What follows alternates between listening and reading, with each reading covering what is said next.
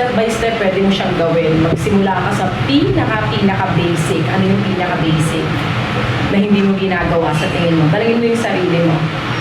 Ano ba yung mga ginagawa ng mga taong successful? Paano ba nila pinapagana yung oras nila? Paano ba nila tinitignan yung life? Yon, alamin mo yon, mag-aral ka.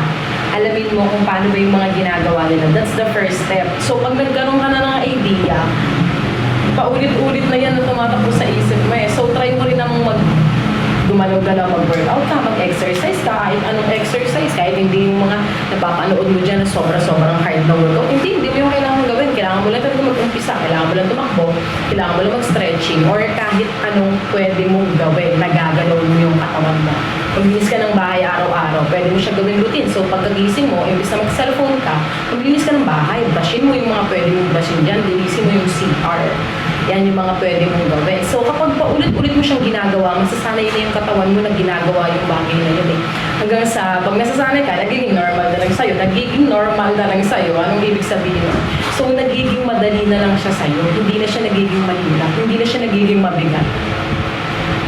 Diba? So, pag naging magaan na sa'yo yung isang bagay na ginagawa mo, ano naman yung pwede mong gawin?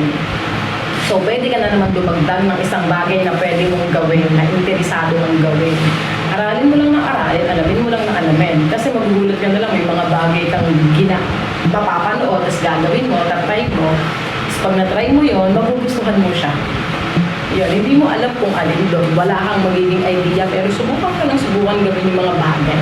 Yan, imposible talagang walang maging resulta.